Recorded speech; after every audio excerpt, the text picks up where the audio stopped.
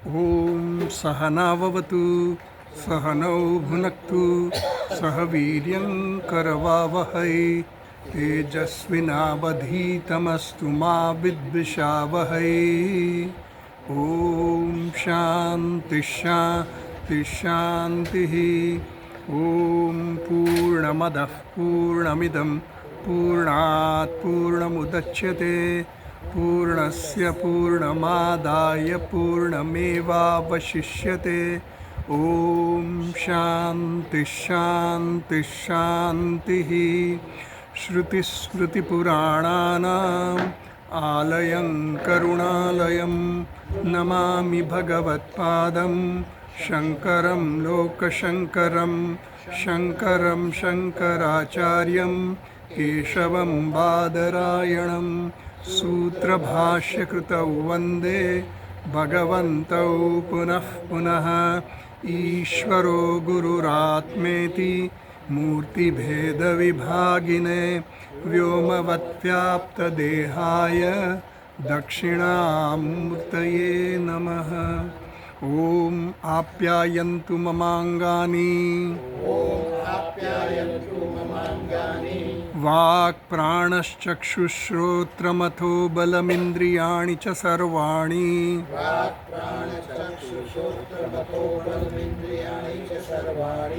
सर्वं ब्रह्मोपनिषदम् माहं ब्रह्म निराकुर्याम् मा ब्रह्म निराकरोत् अनिराकरणमस्त्वनिराकरणं मे अस्तु।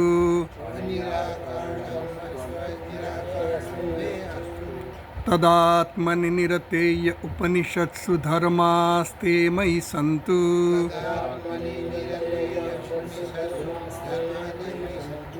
ते मयि सन्तु। ॐ शान्ति शान्ति शान्तिः।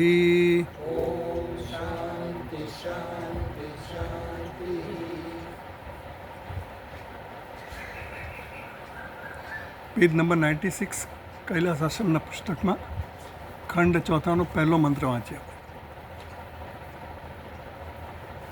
Page number 96. सा ब्रह्म इति होवाच ब्रह्मणो वा एतद्विजये महीयध्वम् इति ततः ह एव विदाञ्चकार ब्रह्म इति। તો સા બ્રહ્મ ઇતિ હોવાચ બ્રહ્મણ વા એતદ્વિજય મહ્યધ્વમ ઇતિ. એટલે ઉમાદેવીએ ઇન્દ્રને કહ્યું કે તમે જે યક્ષ વિશે પ્રશ્ન કરો છો એ પરમાત્મા પોતે હતા. સા બ્રહ્મ સા ઉવાચ બ્રહ્મ ઇતિ, એ બ્રહ્મ હતા. એતદ વિજય મહ્યધ્વમ, તમે લોકોએ પરમાત્માના વિજયને તમારો પોતાનો વિજય ગણાવ્યો અને પછી તમે યશ લેવા માંડ્યા. એટલે તમારું જે આ મિથ્યા અભિમાન છે ને એ અભિમાનને ઉતારવા માટે આ યક્ષે આવી રીતે તમને દર્શન આપ્યા છે.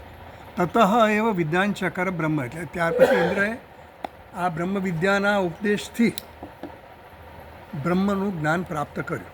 વિદ્યાંચકાર, આ વિદ્યાંચકાર છે ને પરોક્ષ લીટનું છે. લીટ તમે લખ્યું છે એટલે લીટ લકારનો, એટલે પરોક્ષ લીટ એટલે ઇતિહાસ હોય ને જે એમાં પરોક્ષ બહુ ભૂતકાળ, અનદ્યત ભૂતકાળ. હા હા, જે આપણે એને હવે જોયું જ નહીં. ઐતિહાસિક જે હોય ને બધું 1000 વર્ષ 100 વર્ષ કે જે એટલું જૂનું હોય એને પરોક્ષ કહેવાય. એટલે એ ક્યારેય ભાઈ શક્ય જ ન બને જોવાનું. તો વિધાન ચકાર એમાં પાછું છે ને એ તમે જે કહ્યું ને એવા આમ પ્રત્યય લાગે. વિધ ધાતુ હોય, ધાતુને આમ પ્રત્યય લાગે, પછી ક્રુ ધાતુ લાગે, પછી ક્રુના પાછા જે પરોક્ષ પ્રમાણે રૂપ થાય એ પ્રમાણે રૂપ થાય.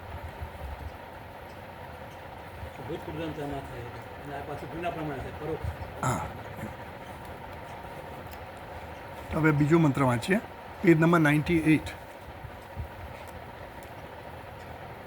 તસ્માદ્વા એતે દેવાહ અતિતરામ ઇવ અન્યાન દેવાન યદગ્નિ વાયુ ઇન્દ્ર તેહિ એનત નેદિષ્ઠમ પસ્પૃશુ તે હિ એનત પ્રથમ વિદાંચકાર બ્રહ્મ ઇતિ. તો હવે ઇન્દ્રને આ જ્ઞાન થયું એટલે પછી જ્ઞાનનું ફળ કહે છે. આ બે છેલ્લા છે ને, બીજો અને ત્રીજો મંત્ર, એ મંત્ર દ્વારા આ બ્રહ્મ વિદ્યાનું ફળ શું છે એ કહે છે. તો તસ્માદ વૈ એતે દેવાહ અતિતરામ ઇવ અન્યાન દેવાન અન્યત અગ્નિ વાયુ ઇન્દ્ર તે એન નિર્દિષ્ટમ પસ્પૃશુ. એટલે આ ઇન્દ્ર, અગ્નિ અને વાયુ દેવતાઓએ આ બ્રહ્મ વિદ્યાને નજીકથી જોયા, યક્ષને નજીકથી અનુભવ કર્યો. એટલે પેલા લોકોને જ્ઞાન નહોતું થયું, અનુભવ કર્યો, સંવાદ કર્યો સમીપથી, પણ અનુભવ ખાલી અનુભવ જોવા પૂરતો થયો, ઉપર છલ્લો, બાકી એમને જ્ઞાન નહોતું થયું. જ્યારે ઇન્દ્રને તો જ્ઞાન થયું. એટલે ત્રણેય જણાને આવું જ્ઞાન થવાને કારણે, સંવાદ અને દર્શન બંને થવાને કારણે એ લોકો નિર્દિષ્ઠમ પસ્પૃશુ એટલે નજીકથી એણે જોયા બ્રહ્મ વિદ્યાને, એટલે પરમાત્માને. તો એ લોકોને એ અતિતરામ એટલે બધા કરતાં એ લોકો શ્રેષ્ઠ ગણાય, ઉત્કૃષ્ટ પામ્યા, ઉત્કૃષ્ટને પામ્યા. એને પ્રથમ વિધાન ચકાર, કારણ કે એ લોકોએ બ્રહ્મને પહેલાં જાણ્યું. પછી આગળનો મંત્ર વાંચે. તસ્માદ વૈ ઇન્દ્ર અતિતરામ ઇવ અન્યાન દેવાન સહ હિ એનત નિર્દિષ્ઠમ પસ્પર્શ સહ હિ એનત પ્રથમો વિદાંચકાર બ્રહ્મ ઇતિ. તો ઇન્દ્ર બીજા બધા દેવતા કરતાં પણ ચડિયાતા હતા, અતિતરામ ઇવ, જાણે કે ચડિયાતા હતા. કેમ? કારણ કે સહ હિ એન નિર્દિષ્ટમ પસ્પર્શ, એમણે તો બ્રહ્મ વિદ્યાને પ્રત્યક્ષ રીતે જોઈ, અને એ દ્વારા પછી એણે બીજા બધાને, વાયુને અને અગ્નિને એણે ઉદ્દેશ કર્યો. કારણ કે અગ્નિ અને વાયુ ગયા ખરા, પણ એ લોકો તો પાછા આવી ગયા. એ લોકો એમને પોતાનું સામર્થ્યનું જે અભિમાન હતું ને, એ અભિમાન એમનું ઉતરી ગયું, એટલે શર્મિંદા થઈને પાછા આવતા રહ્યા. પણ ઇન્દ્રએ તો ત્યાં ઊભા રહ્યા, ધૈર્યપૂર્વક ભક્તિ કરી, પ્રાર્થના કરી, ધ્યાન કર્યું, બધું કર્યું, અને બ્રહ્મ વિદ્યા પ્રગટ થાય. અને બ્રહ્મ વિદ્યાએ પછી એને જ્ઞાન આપ્યું. એ હતા કોણ? પરમાત્મા હતા, એમ કરીને. એટલે એને પ્રથમો વિધાન ચકરમાં, એટલે ઇન્દ્રએ તો બધા કરતાં શ્રેષ્ઠ ગણાયા, કારણ કે એણે પ્રથમ બ્રહ્મ વિદ્યાને જાણી. પછી આગળ વાંચીએ. સોમા પાના, પેજ નંબર 100. તસ્ય એષ આદેશ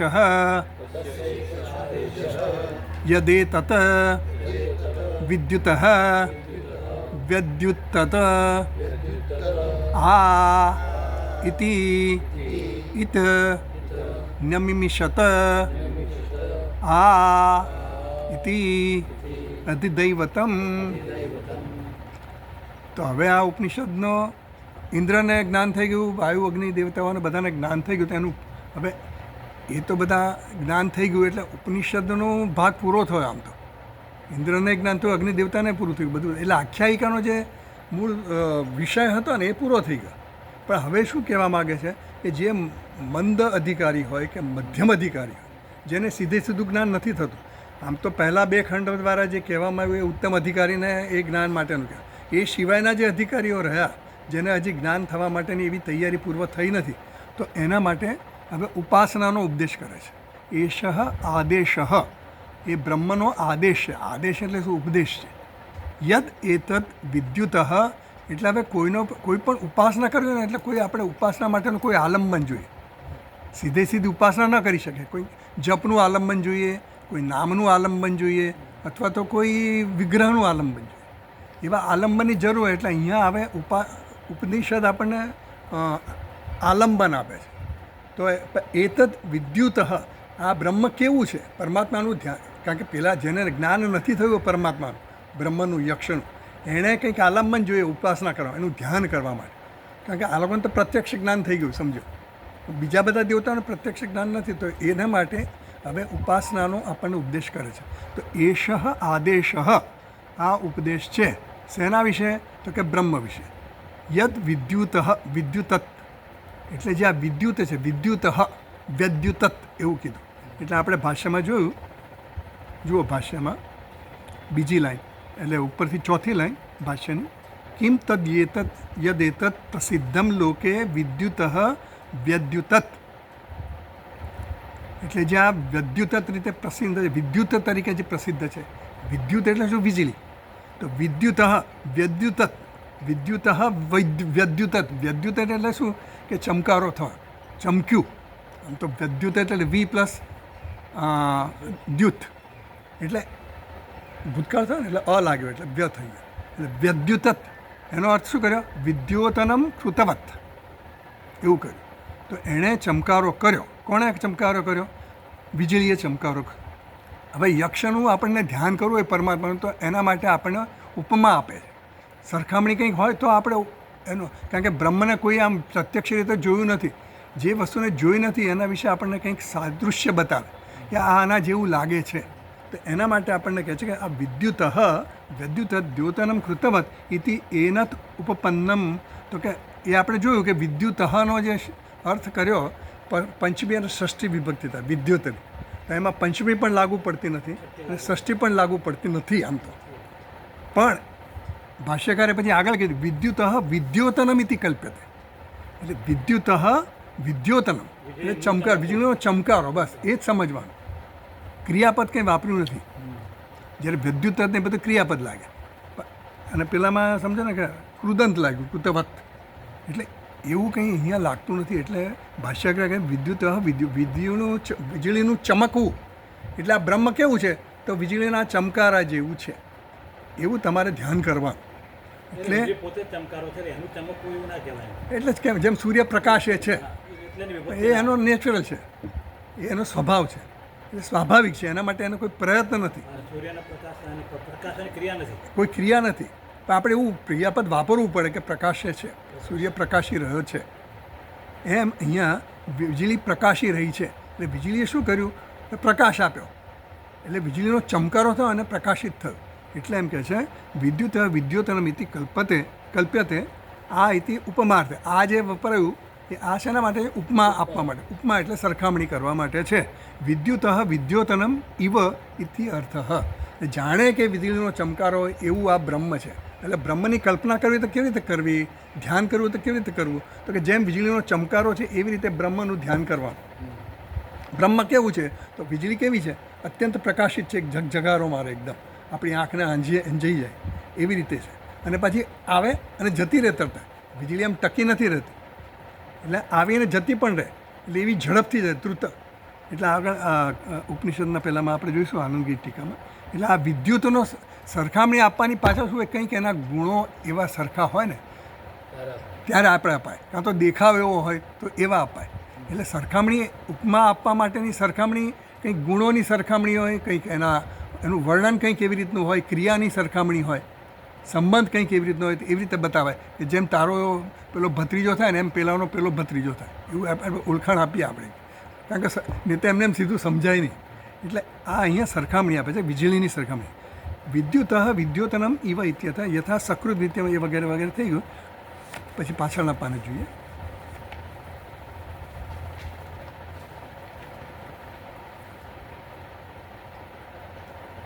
એટલે પછી એમાં જે બીજી લાઈન વાંચું છું ભાષ્યમાં 102 નંબરના પાના. ઈચ શબ્દ સમુચ્ચયાર્થ. એટલે આ જે મંત્ર આપ્યો આપણે આગલા પાના પર 100 નંબરના પાના પર, તસ્ય એષ આદેશ, મંત્રમાં કહ્યું ને યદેતદ વિદ્યુત વ્યદ્યુત. ત્યાં સુધી આપણે વીજળીની વાત કરી કે આ બ્રહ્મ કેવું છે? તો કે આ વીજળીના ચમકારા જેવું છે.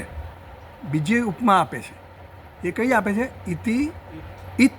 ઇત એટલે કે ચકાર માટે ઈત કીધું. ભાષ્યકારે ઈત જે ખોડો તકાર છે એનો અર્થ શું કર્યો? ચકાર કર્યો, એટલે સમુચ્ચય કીધું. સમુચ્ચયાર્થ, સમુચ્ચય એટલે સાથે લેવાનું.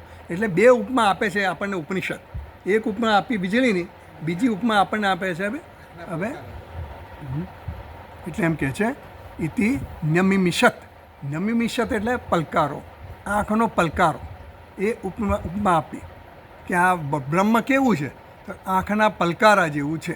હવે આંખનો પલકારો કેવો છે એ આપણને કહે છે કે આંખનો પલકારો કેવો છે? શીઘ્ર છે. આપણને ખબર, એમાં કોઈ પ્રયત્ન કરવો નથી પડતો. મારે આંખ પલકારો આમ થયા કરે તો મારે કોન્સ્ટન્ટ એવું ધ્યાન રાખવું પડે. બંધ થઈ, ઉઘાડ થઈ, બંધ થઈ, ઉઘડી, ન ઉઘડી, એવું આપણને થાય ને. એવો અહીંયા કોઈ પ્રયત્ન નથી. એટલે અનાયાસે, એટલે પરમાત્મા જે છે એની સરખામણી એક તો કરી વીજળી સાથે, બીજી કોની સાથે કરી? પલકારા સાથે, આંખનો પલકારો. તો હવે જુઓ આનંદગીરી ટીકા જુઓ ત્યાં આગળ પેજ નંબર 102 ઉપર. એમાં આનંદગીરીની છેલ્લી લાઈન વાંચો, છેલ્લો શબ્દ ચક્ષુષ નિમેષણમ ધૃતમ ભવતી. મળ્યું બધાને? આનંદગીરી ટીકા 102 નંબરના પાના પર બીજી લાઈનમાં, પહેલી લાઈનમાં પ્રતિનિર્દેશાર્થે ઇતિ એ લખ્યું ને, પછી પરામર્શાર્થ. વાંચ્યું તમે? મળ્યું? આનંદગીરી ટીકા હું વાંચું. 102 ઉપર છે મારામાં. આગળનો જે મંત્ર છે ને એની ટીકા છે. ચોથા નંબરના મંત્રની ટીકા છે આનંદગીરી ટીકા. તમારામાં જુદું છે કે? પ્રતિનિર્દેશાર્થ એ પ્રતીક છે. જો આનંદગીરી ટીકાનું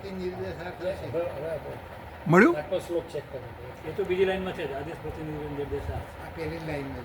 પહેલી લાઈનમાં પ્રતિનિર્દેશાર્થ, ભાષ્યમાં જે છે ને પરામર્શાર્થ, બરાબર?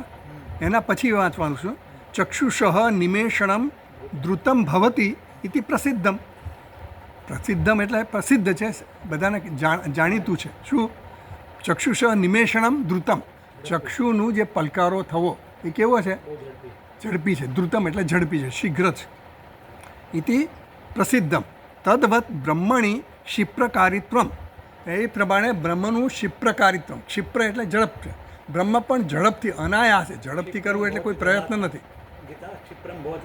હા, ક્ષિપ્રમ ભવતી એટલે ઝડપથી, તત જ, ઇમિજિએટલી એવું થાય. એટલે ક્ષિપ્રકારિત્વમ સૃષ્ટ્યાદૌ પ્રતિબંધ અભાવેન આયાસ અભાવેન ચ ધૃતકારિત્વમ ધર્મ અધિદૈવતમ. એટલે આ જે આંખનો પલકારો જે થતો હોય છે એ કેવો છે? એટલે એના બે આપણને ગુણ બતાવ્યા કે આંખનો પલકારો કેવો થાય છે? આયાસ અભાવેન. એમાં કોઈ આયાસ નથી, કોઈ પ્રયત્ન નથી કરવો પડતો. આંખના પલકારા કરવા માટે પ્રયત્ન નથી, આપણે ઓટોમેટિક થયા જ કરે છે. અને બીજું કીધું ધૃતકારિત્વમ. પાછું કેવું છે? ધ્રુત એટલે ઝડપથી, શીઘ્રતાથી થાય. આંખના પલકારા સતત થાય, ખુલે બંધ થાય, ખુલે બંધ થાય, ખુલે બંધ થાય, કોઈ પ્રયત્ન વગર. એમ આ જગતનું સર્જન પરમાત્મા કરે છે. સૃષ્ટ્યાદૌ પ્રતિબંધ અભાવેન. આ જગતનું સર્જન પરમાત્મા કરે છે. કેવું છે? સૃષ્ટ્યાદૌ. સૃષ્ટિ એટલે કે સર્જન, પાલન અને સંહાર. જે કંઈ જગતમાં થઈ રહ્યું છે બધા, અર્થવેગ થાય છે, વાવાઝોડા આવે, બધું જ થાય. બધું જ કોણ કરે છે? આ પરમાત્મા કરે છે. પણ કેવી રીતે કરે છે? ઝડપથી કરે છે. પૂછવા નથી રહેતો. ઇન્ફોર્મેશન આપણને મળતી નથી પહેલેથી કહેતા નથી કે આમ કરવાનું છું, તેમ કરવાનું છું, હવે તમને જન્મ આપવાનો છું, હવે તમારો મૃત્યુ આવવાનું છે, હવે હું વિનાશ સર્જવાનું. કંઈ કરતા નથી. સીધો એનો શીઘ્રતાથી કરે છે. એટલે ધૃતકારિત્વમ એનું થયું. અનાયાસેન, એને કોઈ પ્રયત્ન કરવો પડતો. એ શક્તિશાળી છે, એને કોઈના સહકારની જરૂર નથી. આ બધું સર્જન પાલન કરવા માટે એ કેવો કરે છે? અનાયાસેન, કોઈ પણ પ્રયત્ન વગર. એવું છે ને, પ્રયત્ન કરવાનો હોય તો થાકી જવાય. સ્વાભાવિક, સહજ. એટલે હવે એ જો પ્રયત્નપૂર્વક કંઈ પણ થવામાં, એક નાની ટાંકણી આપણે હાથમાં પકડી રાખીએ ને તો શરૂઆતમાં તો એમ લાગે આમાં શું છે, પણ એ તમે 1 કલાક 2 કલાક 3 કલાક પછી થાકી જઈએ. એમ ભગવાનને જો પ્રયત્ન કરવાનો હોય, સર્જન પાલન, તો આટલા મોટું બધું કામ કરે તો ક્યારનો થાકી ગયો બિચારો, તો બંધ થઈ ગયો બધું. પણ એવું નથી થતું. એટલે કે આયાસ અભાવેન ધૃતકારિત્વમ ધર્મ અધિદૈવતમ.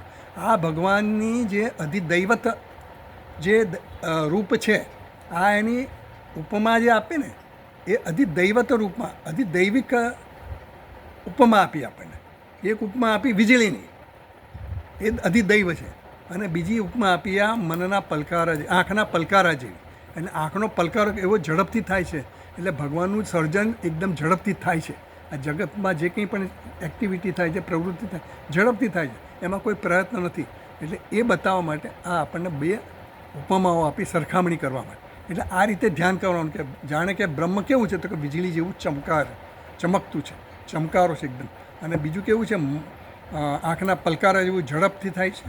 અને અનાયાસે થાય છે, કોઈ પણ સહકારની જરૂર વગર થાય છે, એવું બ્રહ્મ છે. વસ્તુ આવી આયાસ નથી, આયાસ નથી, ઝડપ છે. અને બીજું શું છે, વીજળી કેવી છે, વ્યાપક છે. વીજળી આમ એક સેકન્ડમાં થઈ જાય ને, પણ આખા જગતને આમ પ્રકાશિત કર્યું. એમ આ આત્મા કેવો છે, સર્વવ્યાપી છે, બધે જ રહેલો છે, ક્યાંય એ નથી એવું નથી જગતમાં. એટલે એને સર્વવ્યાપકતા જે છે ને એ વીજળી દ્વારા કહેવાનું. વીજળી આમ પર્વત પર ચમકે ને તો ખીણ ખાય ઝાડો જે કંઈ વસ્તુ આમ એના પ્રકાશમાં દેખાય છે, બધું દેખાય છે આપણે, પણ એક સેકન્ડમાં દેખાય છે, ક્ષણમાં. એટલે એની સર્વવ્યાપકતા અનાયાસ બતાવ્યો પલકારા દ્વારા. કે પલકારા દ્વારા શું સમજવાનું કે આ બ્રહ્મ જે કંઈ સર્જન વગેરે કંઈ કરે છે એ કેવું છે, અનાયાસે થાય છે. અને પાછું કેવું છે, ઝડપથી થાય છે. ક્ષણ માત્ર ઈક્ષણ માત્ર, હા, ઈક્ષણ સંકલ્પ. એ સંકલ્પની, આ તો સંકલ્પ કહેવાનું જ છે, સંકલ્પે કરવાની જરૂર નથી.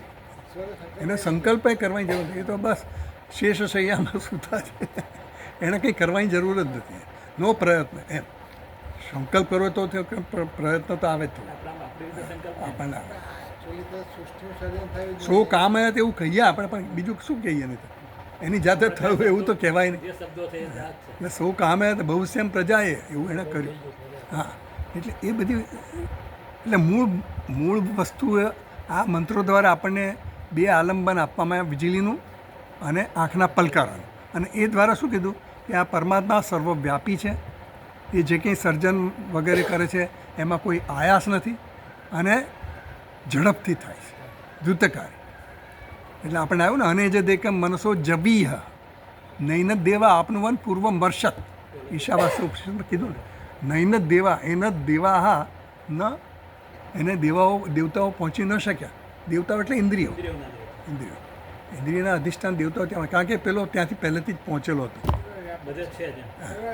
સર્વવ્યાપક છે, એ સર્વવ્યાપકતા ત્યાંય બતાવી એવી. તો એમ કીધું. તો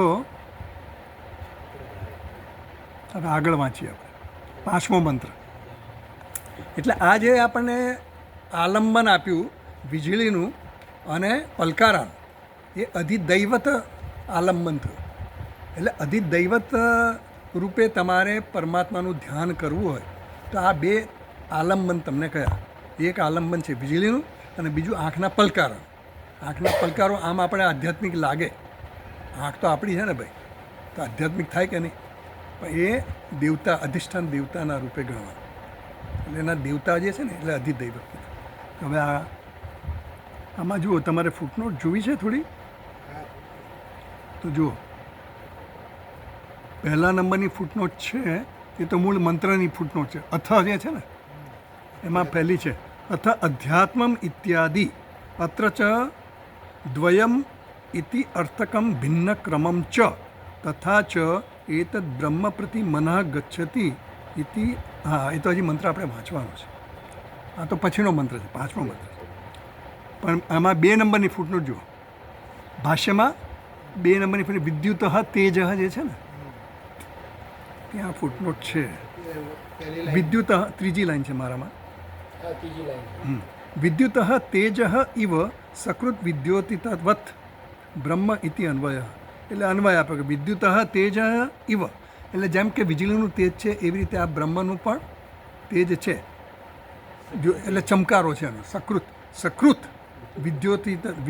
સકૃત એટલે વીજળી કેમ એકવારમાં આમ ચમકીને જતી રહે, એમાં બ્રહ્મ પણ, યક્ષ પણ દેખાય અને તરત જ તિરોધાન થઈ ગયા.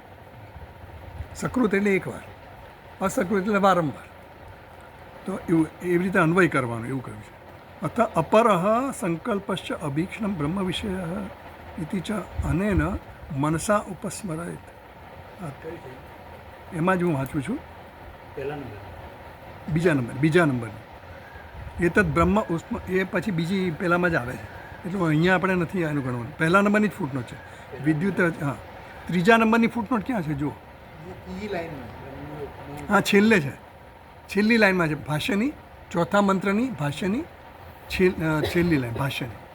ભાષ્યની આમ પાના પર છે, ઉપરથી બીજી છે, નીચેથી બીજી છે. દેવતા વિષયમ બ્રહ્મણ ઉપમાન દર્શનમ જે છે ને ત્યાં 3 નંબરની ફૂટનોટ છે. અક્ષર એટલા ઝીણા છે ને. મળ્યું બ્રહ્મણ. 3 નંબરની ફૂટનોટ છે એમાં બ્રહ્મણ ઉપમાન દર્શનમ અનેન ઉપમાનેન ઉપાસનમ દેવતા વિષયમ દેવતા શબ્દ વાચ્ય સગુણ બ્રહ્મ વિષયમ ઇત્યર્થ. એટલે આ જે ઉપાસના કહેવામાં આવી એ કેવી છે? સગુણ બ્રહ્મની ઉપાસના કહી. નિર્ગુણ બ્રહ્મની ઉપાસના નથી કહી. નિર્ગુણ બ્રહ્મની ઉપાસના આપણને નથી કહી. આ કઈ ઉપાસના છે? સગુણ બ્રહ્મ. કારણ કે સગુણ બ્રહ્મની ઉપાસના શું કામ કહેવામાં આવે? કે જે આલંબન કોને જોઈએ? જે હજી મંદ છે, મધ્યમ અધિકારી છે, એના માટે આ સગુણ બ્રહ્મની ઉપાસના કહેવામાં આવે. એટલે આ વીજળી અને આંખના પલકારાનો જે ઉપમા આપી એ મધ્યમ અધિકારી જે છે, જેને કોઈ આલંબનની જરૂર છે, હજી એનો બહિર્મુખતા એટલી બધી સંપૂર્ણ રીતે નિર્મૂળ નથી થઈ, એના માટે ઉપાસનાનો આદેશ આપે. અને ઉપાસનાના આદેશ દ્વારા એનું મન એકાગ્ર થાય અને નિશ્ચલ બને, એના માટે ઉપાસના કરવાની. એટલે સતત એક વૃત્તિનો પ્રવાહ જળવાઈ રહે એના માટે. તો ચલો હવે મંત્ર આપણે જોઈએ. એમાં આનંદગીરી ટીકા જરા જોઈ લે. ચાલો 5મા નંબરની 5મી લાઈન. અધુના મળ્યું બધાને? અધુના પ્રત્યેગાત્મતયા બ્રહ્મણ યથા અભિવ્યક્તિ સ્યાત તથા ઉપદિશ્યતે ઇતિ આહ. એટલે હવે જે પહેલાં જે કહેવામાં આવીને આધ્યાત્મિક સ્તરે કીધી, વીજળીની અને આંખના પલકારાની જે આલંબન આપ્યું, એની ઉપમા જે કરવામાં આવી, એનો ઉપદેશ કરવામાં આવ્યો, એ શેના માટે? એ આધિદૈવિક સ્તરે થયું. હવે આપણને આધ્યાત્મિક સ્તરે પણ આ ઉપમા આપે છે, ઉપદેશ કરે છે. કઈ રીતે આપણે ધ્યાન કરવું આપણા શરીરના સ્તરે કે દેહના સ્તરે, આધ્યાત્મિક સ્તરે, એ આપણને હવે કહે છે. અધુના પ્રત્યેગાત્મતયા, એટલે આત્મા રૂપે બ્રહ્મણ પ્રત્યેગાત્મતયા યથા અભિવ્યક્તિ. એટલે બ્રહ્મની અભિવ્યક્તિ આત્મતયા કેવી રીતે થાય એનો ઉપાય આપણને ઉપનિષદ કહે છે. એટલે હવેનો જે 5મો મંત્ર છે એ અધ્યાત્મના ક્ષેત્રમાં આપણને બ્રહ્મની ઉપાસના કેવી રીતે કરવી, ધ્યાન કેવી રીતે કરવું, એ આપણને એ સમજાવે છે. તો વાંચીએ. પહેલાં ભાષ્ય વાંચીએ. અથ છેલ્લી લાઈન વાંચું છું ભાષ્યમાં, 102 નંબરના પાના પર મંત્ર પછી વાંચીએ. પહેલાં આ જરા એક લાઈન વાંચી લઈએ. અથ અનંતરમ અધ્યાત્મમ પ્રત્યેગાત્મ વિષય આદેશ ઉચ્યતે. અથ એટલે ત્યાર પછી. હવે અનંતરમ, હવે પછી તરત જ અધ્યાત્મમ પ્રત્યેગાત્મ વિષય આદેશ ઉચ્યતે. પ્રત્યેગાત્મ વિષય એટલે મારો પ્રત્યેક આત્મા છે, એ પ્રમાણે આપણને આ ઉપનિષદ હવે ઉપદેશ કરે છે. ઉચ્યતે. તો હવે મંત્ર વાંચીએ આપણે. ઉપર જ છે મંત્ર, 5મા નંબરનો મંત્ર. અથ અધ્યાત્મમ યદેતત ગચ્છતિ ઇવ ચ મનઃ અનેન ચ એતત ઉપસ્મરતિ અભીક્ષ્ણમ સંકલ્પઃ. અથ અધ્યાત્મમ યદેતત ગચ્છતિ ઇવ ચ મનઃ. તો કે હવે આ આધ્યાત્મિક, આ બ્રહ્મ માટે હવે આધ્યાત્મિક ઉપદેશ આપવામાં આવે છે ઉપાસના કરવા માટે. દૈવિક સ્તરે તો કહી દીધું, અધિદૈવિક સ્તરે કહી દીધું. હવે આધ્યાત્મિક સ્તરે ઉપાસના કેવી રીતે કરવી એના માટેનું હવે આપણને ઉપનિષદ એના માટેની આપણને ઉપમા આપે છે. ગચ્છતિ ઇવ મનઃ ગચ્છતિ ઇવ અધ્યાત્મમ. આ અધ્યાત્મ વ્યક્તિગત સ્તરે બ્રહ્મની અભિવ્યક્તિ કેવી રીતે થાય છે? મનની વૃત્તિઓ દ્વારા થાય છે, એવું કહેશે આપણને. તો મનઃ ગચ્છતિ ઇવ, જાણે કે મન જઈ રહ્યું છે. ગચ્છતિ ઇવ એટલે મન જઈ રહ્યું છે. કઈ બાજુ? ક્યાં જઈ રહ્યું છે? બ્રહ્મ બાજુ જઈ રહ્યું છે. મનની ગતિ હંમેશા બ્રહ્મતર. બ્રહ્મ એટલે આનંદ. મનની ગતિ ક્યાં જાય? આનંદ માટે જ જાય. દુઃખ માટે કોઈ દિવસ મનની ગતિ ના. એટલે યદ એતત ગચ્છતિ ઇવ ચ મનઃ અનેન ચ એતત ઉપસ્મરતિ. એટલે મનમાં જે અનેન એટલે મન દ્વારા જ એ શું કરે છે? મનની વૃત્તિઓ, મન દ્વારા એટલે મનની વૃત્તિઓ દ્વારા ઉપસ્મરતિ અભીક્ષ્ણમ, વારંવાર મન જાય છે. ક્યાં જાય છે? એની વૃત્તિઓની પાછળ મન જાય છે. વૃત્તિઓની પાછળ વિષયની જે વૃત્તિઓ જન્મતી હોય આપણા મન, ત્યાં મન જાય. એટલે મનમાં ઘણી બધી અનેક વૃત્તિઓ ઉઠતી હોય મનમાં. તો મનની વૃત્તિઓ જે ઉઠે છે ને, મનમાં જે કોઈ પણ વિચારો ઉઠે એ વિચારો આપણને ખબર પડે છે. મન કેવું છે? જડ છે. મન સ્વયં પ્રકાશ નથી. તો મનની વૃત્તિઓને પ્રકાશિત કરનાર કોઈ તત્વ છે. બ્રહ્મ સીધે સીધું આપણને જેમ આ ટ્યુબલાઇટ આપણને પ્રકાશિત કરે તો ટ્યુબલાઇટ તો દેખાય છે, સૂર્ય પ્રકાશિત કરે સૂર્ય દેખાય છે, પણ મન જે છે એની વૃત્તિને પ્રકાશિત કરનારું જે લાઇટ છે, જે પ્રકાશ છે એ આપણને દેખાતું નથી, એ બ્રહ્મ છે. એટલે મનમાં જે કંઈ પણ વિચારો ઉઠે, એટલે કાલે પેલો મંત્ર આવ્યો ને આપણે આવ્યો ને કાલે જ, હા, બુદ્ધિ જ્ઞાન સમોહ ક્ષમા સત્યમ દમ ક્ષમા, આ બધી વૃત્તિઓ છે. આ બધી વૃત્તિઓ જે ઉઠે છે મનમાં, જે કંઈ પણ વિચાર આપણામાં આવે એ મનની જે કંઈ પણ પ્રવૃત્તિ થાય ને એ વૃત્તિ દ્વારા થાય. અને દરેકે દરેક વૃત્તિનું આપણને જ્ઞાન ક્યારે થાય? પ્રકાશ હોય તો થાય. એ પ્રકાશ કોનો છે? એ બ્રહ્મનો પ્રકાશ છે. એટલે એતદ ઉપસ્મરતી અભીક્ષણ, વારંવાર મન સતત જતું જ હોય એક વિષયમાંથી બીજા વિષયમાં, બીજામાંથી ત્રીજા, આમાંથી ગયું એમાંથી છોડ્યું બીજામાં ગયું, બીજામાંથી ગયું ત્રીજામાં ગયું, એમ સતત ચાલુ રહે છે ને. એટલે અભીક્ષણમ અને સંકલ્પ કર્યા કરે વારંવાર. અનેક જાતના સંકલ્પ મનમાં થયા જ કરતા હતા, આમ કરીશું તેમ કરીશું, અહીંયા જઈશું તે સતત ચાલુ રહે. એટલે એ દ્વારા આપણને મનની વૃત્તિઓને પ્રકાશિત કરનાર બ્રહ્મ છે. એવી રીતે આપણે ધ્યાન કરવાનું.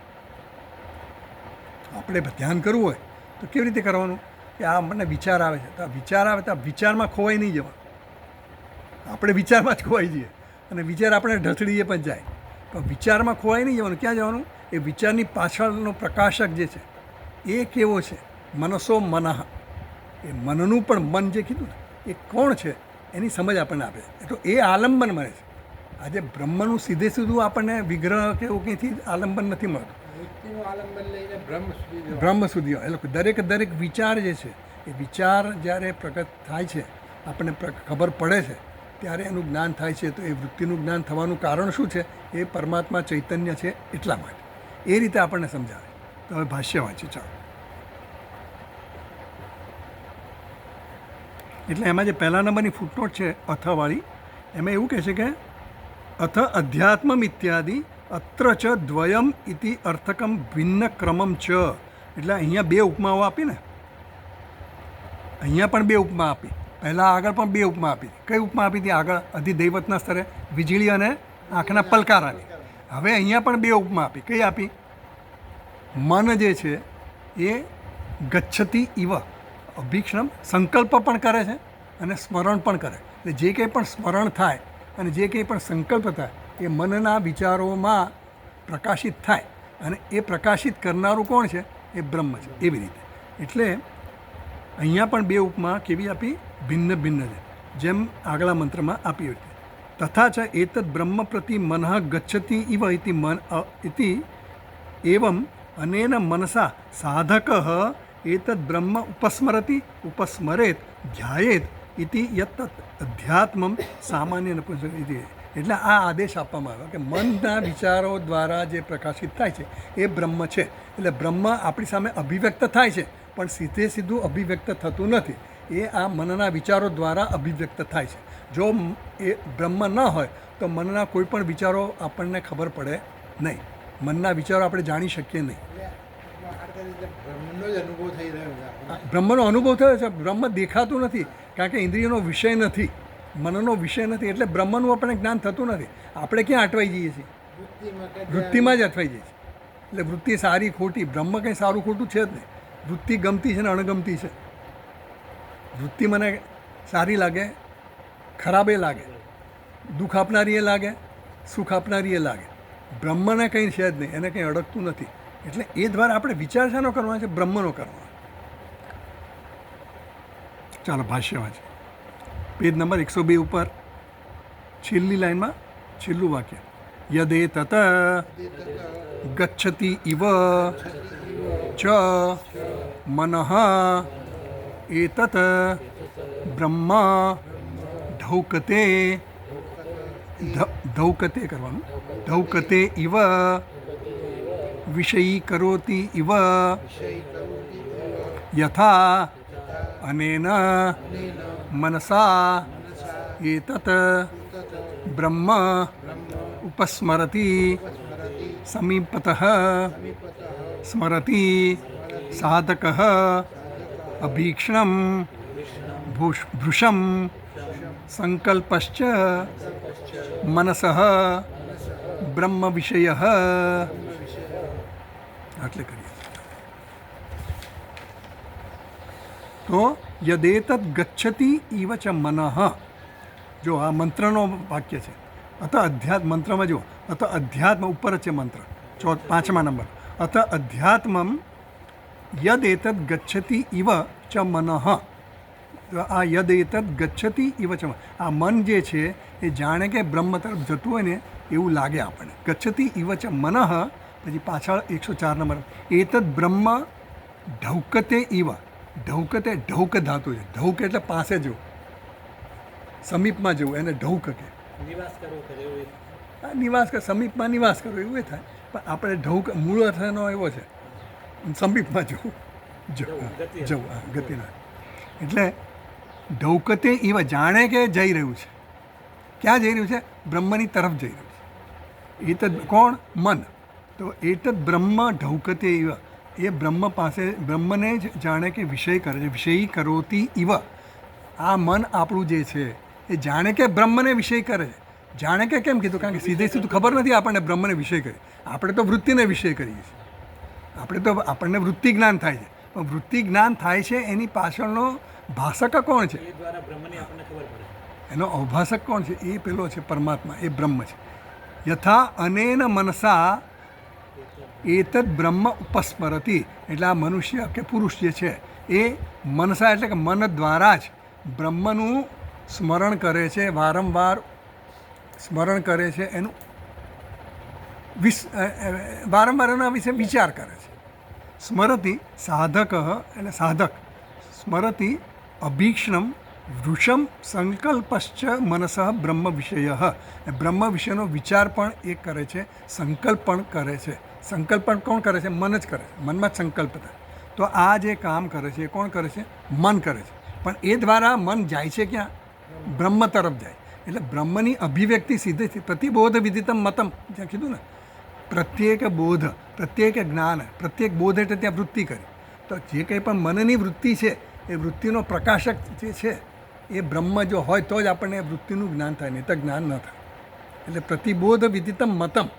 એમ અહીંયા પણ આ જે મન દ્વારા મનના વિચારોને પ્રકાશિત કરનારો જે છે બ્રહ્મ જે છે એ આવી રીતે અભિવ્યક્ત થાય. આપણને પ્રકાશ દ્વારા આ દેખાય. ધારો કે પ્રકાશ આપણને ખબર નથી, આપણે પ્રકાશની નોંધે નથી લેતા.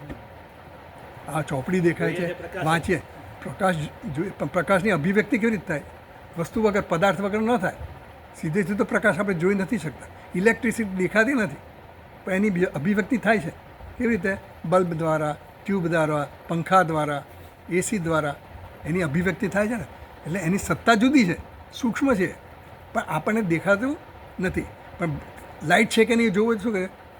સ્વિચ દબાવીને જોઈએ પાવર છે કે નહીં, લાઇટ એટલે વીજળી છે કે નહીં. તો એ રીતે આપણને અહીંયા કહે છે કે આ બ્રહ્મ છે કે નહીં એ ખબર કેવી રીતે પડે? તો મનોની વૃત્તિઓ જ્યારે પ્રકાશિત થાય એટલે સમજવાનું કે બ્રહ્મ છે. એટલે એ દ્વારા આપણે એનું ધ્યાન કરવું. પ્રત્યેક વિચાર મને ખબર પડે છે તો મારું વિચારનું જ્ઞાન થાય છે એ કેવી રીતે થાય છે? એ બ્રહ્મ છે એ રીતે. એટલે આ રીતે બ્રહ્મનું ધ્યાન કરવાનું. એટલે તમારે વૃત્તિ જ્ઞાન જે થાય છે એનો પ્રકાશક કોણ છે? તો કે બ્રહ્મ છે. એવી રીતે ધ્યાન કરો તો તમારે એ દ્વારા અભિવ્યક્ત થનારો કોણ છે? બ્રહ્મ જ છે. સમજ પડી? એવી રીતે ધ્યાન કરવાનું આપણને કહે છે. એટલે આલંબન બધા આપણને આલંબન આપે. તો આગળ વાંચી ચાલો.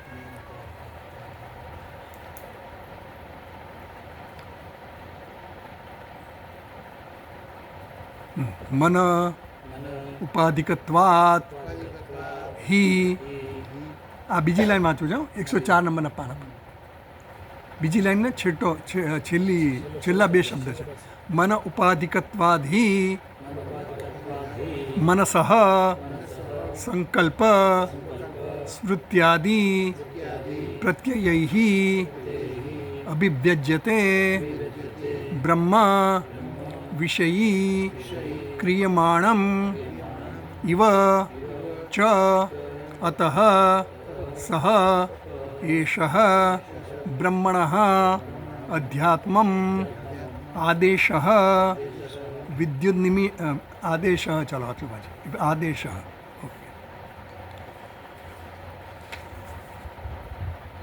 તો હવે એમ કે છે કે મન ઉપાધિકત્વાદ હિ આ બ્રહ્મ જે છે એ મનરૂપી ઉપાધિવાળું છે. બ્રહ્મનું એવું છે ને સીધું દર્શન ન થાય. આ બલ્બ હોય કે ટ્યુબ હોય કે પંખો હોય કે એસી હોય, એ આ બધા ઉપકરણો છે, એ બધા શું છે? ઉપાધિ છે. ઉપાધિ એટલે શું? જે પોતાના ગુણો જે છે એ પોતાની નજીકનું જે પદાર્થ હોય એના પર લાદે, એના પર લાદે. એટલે આ જે છે મન જે છે એ શું છે? ઉપાધિ બન્યું. શેના માટેનું? આ બ્રહ્મની અભિવ્યક્તિને માટેનું. બ્રહ્મની અભિવ્યક્તિ ક્યારે થાય? જ્યારે કોઈક વિચાર આવે ત્યારે થાય. અને વિચાર આપણને જણાય ત્યારે બ્રહ્મ અભિવ્યક્ત થાય. ત્યારે આપણને સમજવાનું કે આ વિચાર મને આવ્યો તો એની પાછળ બ્રહ્મ છે, ચૈતન્ય છે. ચૈતન્ય વગર મન પણ નથી અને ચૈતન્ય વગર એનું જ્ઞાન પણ નથી, એનો પ્રકાશક પણ નથી, ન દેખાય. ને મન ઉપાધિકત્વાધિ મનસઃ સંકલ્પ સ્મૃત્યાદિ પ્રત્યય એટલે મનના સંકલ્પ અને સ્મૃતિ વગેરે બધા પ્રત્યયો એટલે કે ખ્યાલ એના જે આપણને થાય છે પ્રત્યય અભિવ્યજ્યતે બ્રહ્મ. આ બ્રહ્મ કઈ રીતે અભિવ્યક્ત થાય છે? અભિવ્યજ્યતે એટલે વ્યક્ત થાય, અભિવ્યક્ત થાય. કેવી રીતે થાય છે? આ મનની વૃત્તિ દ્વારા, એટલે સ્મૃતિ દ્વારા અથવા તો સંકલ્પ દ્વારા. મનનું કામ શું છે? સંકલ્પ કરવું અથવા તો યાદ કરવું. એ મનની જે કંઈ વૃત્તિઓ છે એ જે વૃત્તિઓ દ્વારા મન આપણને શું અભિવ્યક્ત કરે છે? એ બ્રહ્મની અભિવ્યક્તિ કરે છે. આપણે મનની વૃત્તિમાં અટવાઈએ પણ ખરેખર એ દ્વારા બ્રહ્મ અભિવ્યક્ત થઈ રહ્યું છે એવું ધ્યાન કરવાનું છે. બ્રહ્મ વિષય ક્રિયમાણમ ઇવ, જાણે કે બ્રહ્મને વિષયકરણ કરે છે. આમ તો બ્રહ્મ વિષયકરણ ન થાય, બીજી વૃત્તિઓનો પેલો સંકલ્પનો વિચાર કરતા ઓટોમેટિક પેલું થઈ જાય. પણ આ રીતે આપણે જે પદાર્થનું જ્ઞાન આપણને થાય છે એ જ્ઞાન દ્વારા, એ જ્ઞાન ક્યારે થાય, ક્યારે સંભવ બને? જ્યારે એ બ્રહ્મનું એની કૃપા હોય તો, એનો અનુગ્રહ હોય તો. અનુગ્રહ એટલે કે એ પ્રકાશિત કરે તો. એમ વિષય ક્રિયમાણમ ઇવ ચ અતઃ સ એષ બ્રહ્મણ અધ્યાત્મમ આદેશ. એટલે આ બ્રહ્મનો અધ્યાત્મ આદેશ છે, અધ્યાત્મ ઉપદેશ છે.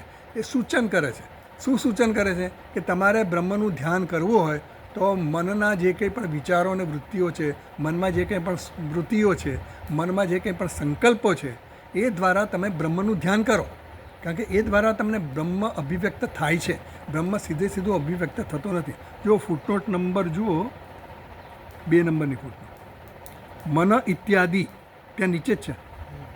મન ઇત્યાદિ યથા તોય ઉપાધિક ભાસ્વાન તોયસ્ય વિચ્છ્યાદિભિ અભિવ્યજ્યતે તત્ર પ્રતિબિંબન.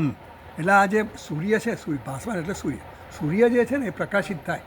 હવે પાણી વહેતું હોય, યથા તોય ઉપાધિક ભાસ્વાન તોયસ્ય વિચ્છ્યાદિભિ. વિચ્છી એટલે તરંગ. તો આ પાણી વહેતું હોય ને તો એના તરંગો ઉઠતા હોય. તો એ તરંગમાં સૂર્યનું પ્રતિબિંબ પડે. દરેક તરંગ હોય એમાં સૂર્યનું પ્રતિબિંબ પડે. તો એ વિચ્છ્યાદિભિ અભિવ્યજ્યતે. શું અભિવ્યક્ત શું થાય છે? સૂર્ય અભિવ્યક્ત થાય છે. એટલે આપણને સમજાવે છે કે આ કેવી રીતે પરમાત્મા કે બ્રહ્મ જે છે એ આપણને મન દ્વારા, મનની વૃત્તિ દ્વારા અભિવ્યક્ત થાય છે એવું આપણે કહ્યું. તો કેવી રીતે? કે જેવી રીતે સૂર્ય જે છે એ આ પાણીના તરંગોમાં પ્રતિબિંબિત થઈને આપણને સૂર્ય દેખાતો નથી, ઝાડ નીચે ઊભા છે, છાંયો છે, તરંગ દેખાય છે, તરંગમાં આપણને સૂર્ય દેખાય, સૂર્યનું પ્રતિબિંબ દેખાય, તો આપણને ખબર પડે કે સૂર્ય છે. સમજ પડી?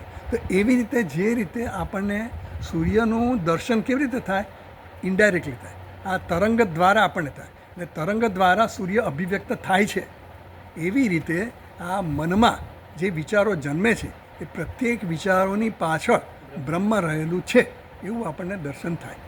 એવી રીતે આ દર્શન કરવાનું છે. હા વાયર, હા ઇલેક્ટ્રિક દેખાતી નથી.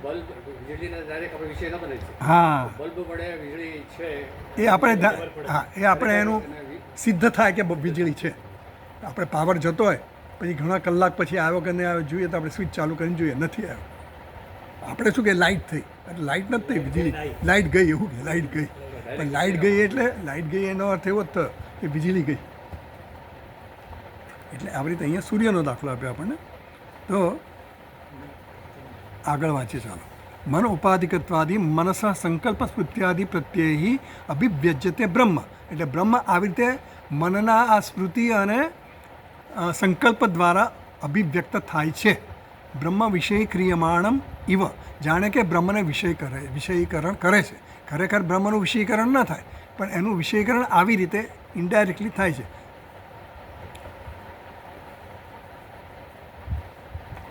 પછી અતઃ સ એષ બ્રહ્મણ અધ્યાત્મ આદેશ. એટલે આ બ્રહ્મનો અધ્યાત્મ આદેશ કયો? આધ્યાત્મિક સ્તરે એનો આદેશ છે. કોનો? બ્રહ્મનો. એટલે બ્રહ્મ વિશે તમારે ધ્યાન કરવું હોય તો આ રીતે કરવાનું.